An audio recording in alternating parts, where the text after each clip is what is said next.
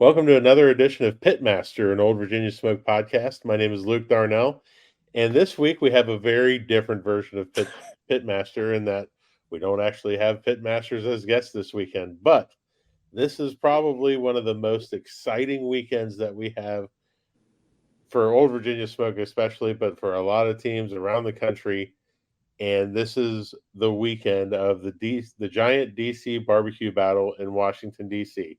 And we have with us today the organizer of that event, Andrew Schaffer, and we also have William Stilwell, aka the Goat, who is 1/3 of a part of Old Virginia Smoke during this weekend. So welcome, guys.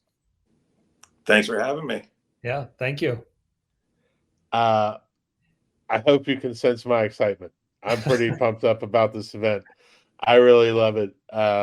Goat, tell me what this event means to you as a DC native and DC citizen. It's really cool because it's unique. I certainly don't have the barbecue competition mileage on me that you do, Luke, but like this one is very different because for one thing, it's in the heart of Washington, D.C. And so you're like 3 blocks away from the Capitol. You can see other landmarks. There's usually some sort of other event going on. Either people are demonstrating somewhere or there's a tour group going by. And so you get a nice blend of fascination, excitement, and quizzical looks, actually, as people walk up and like, what even is this? And so having something like that in the district is really cool. Like not usually they're at campgrounds or fairgrounds or even just an open field somewhere, but having it right there in the dead center of town is fantastic. It's just another testament to the variety of stuff that can happen in Washington, D.C. And I'm always proud of that. Right. And Goat mentioned a lot of things there that Andrew, you as the organizer, have to deal with in terms of. Yeah, I don't see the behind the scenes part. I just see the pretty part. So yeah, I like how you mentioned the demonstrations. The first year I organized that was the overturn of Roe v. Wade. So that was challenging to be the first year coming into that event, organizing it, and dealing with that on top. So yeah. Andrew, you're known for being one of the best organizers in barbecue, especially here on the East Coast. What is it about this event that makes you excited to do it? And I know it's a challenge, but like, what are some of the best things that you see that come out of this event? Yeah. It's first of all, you're in the nation's capital, so much history, and you're surrounded by that. And it's a great time in partnering that with the elaborate and massive community festival that they have. Really pairs those two things together, and barbecue, Americans cuisine in the nation's capital. Everything just meshes so well together. Like I said, their size of their festival, and the music, which I know the teams have a love-hate relationship with, and hopefully that's been addressed this year. But yeah, I think it's just the collaborative effort to provide a great community festival in the nation's capital.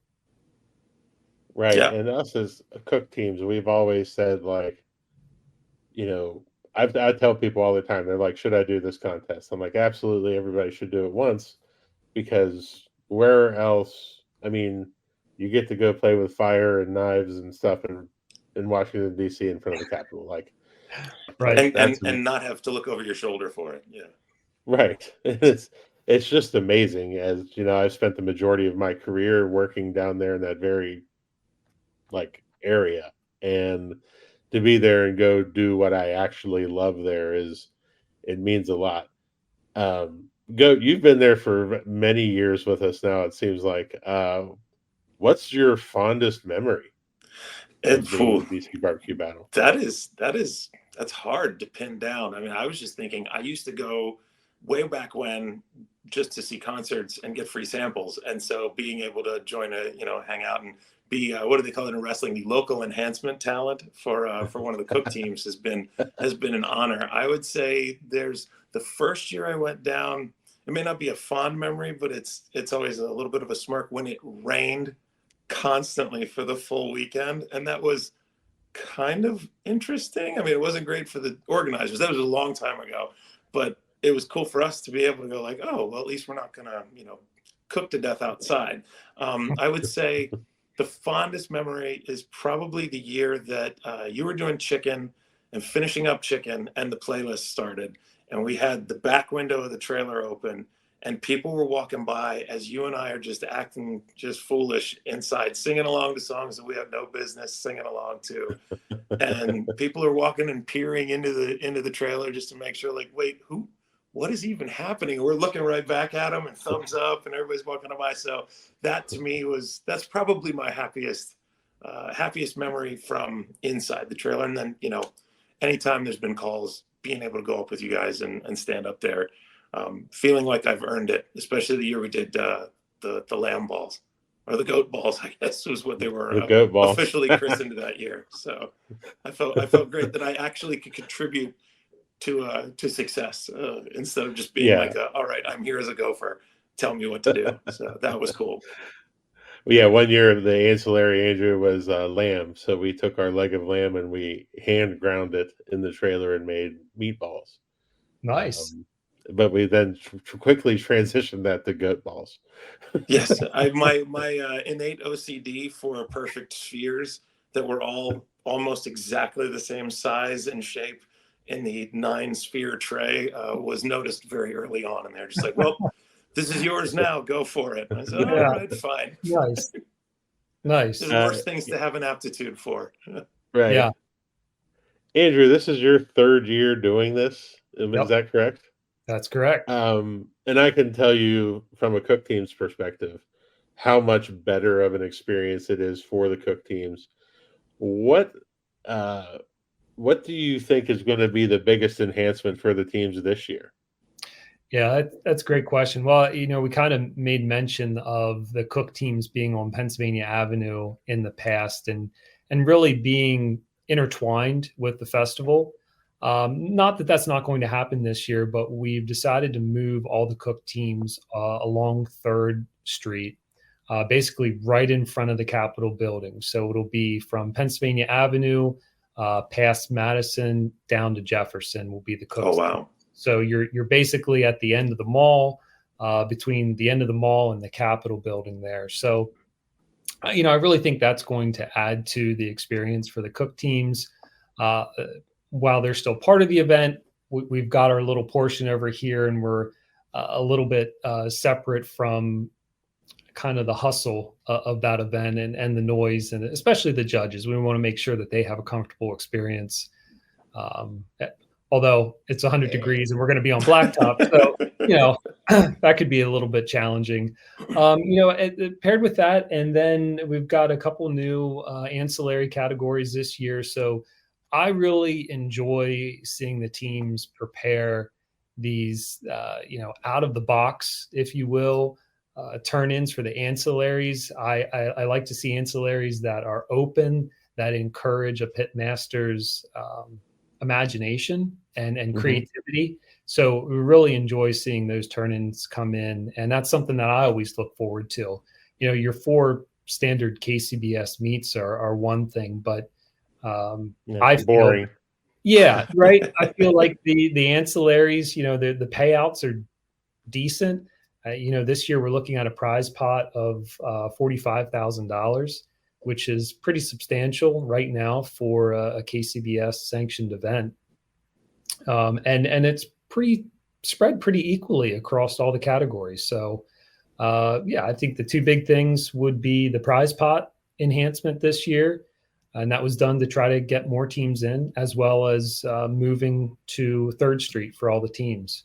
We're excited to see how all that plays out.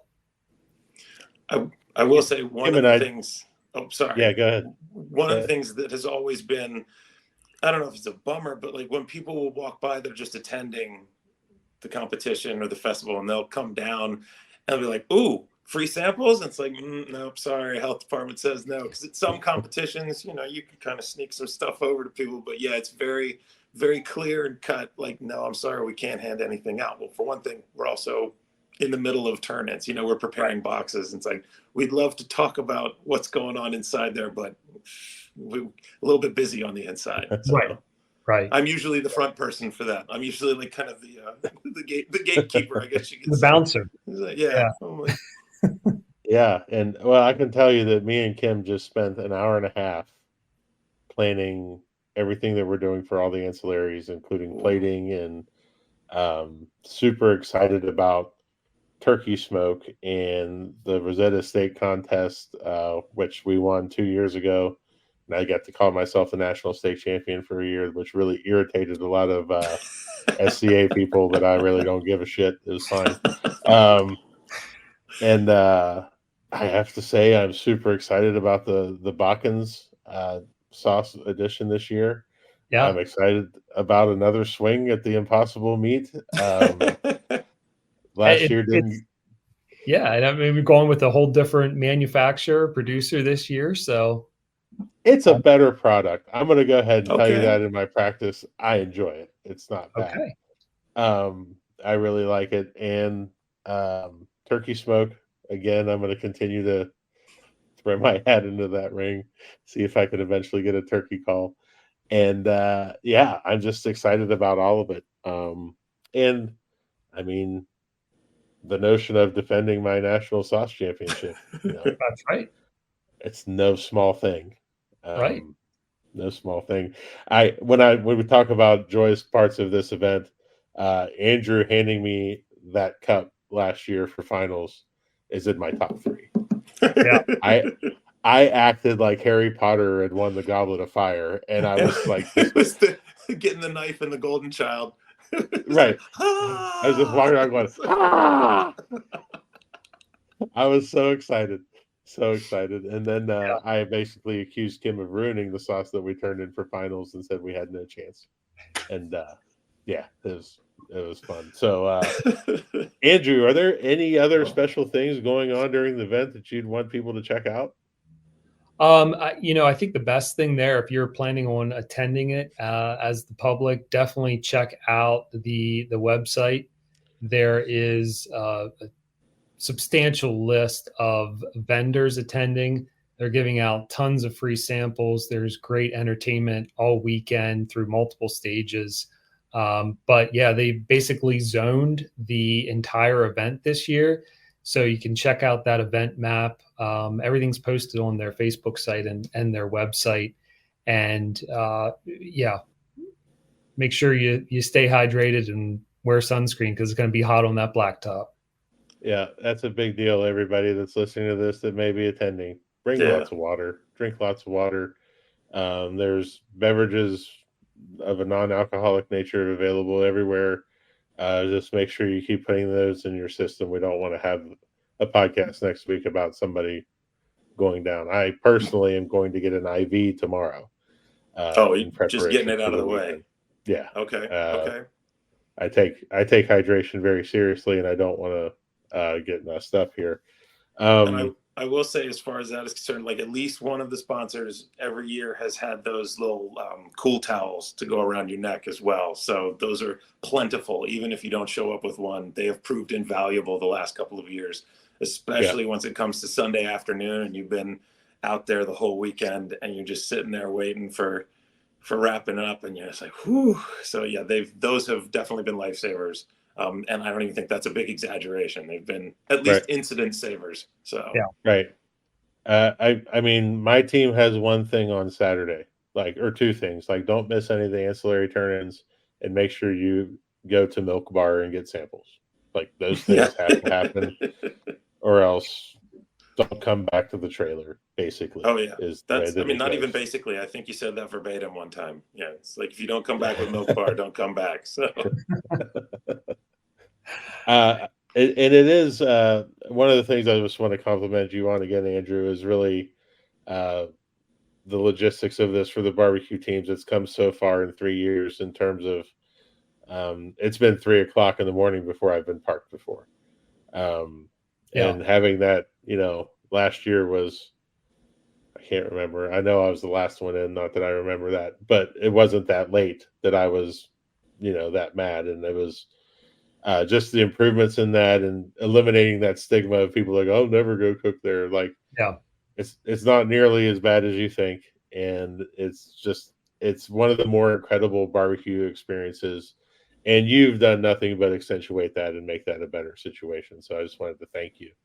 I appreciate that. I've realized it's a challenge. I've realized that there's a whole new set of regulations that we all need to follow. I know it's can create some heartache and things, but we try to get through it. So I just appreciate everybody's patience and support. Yeah.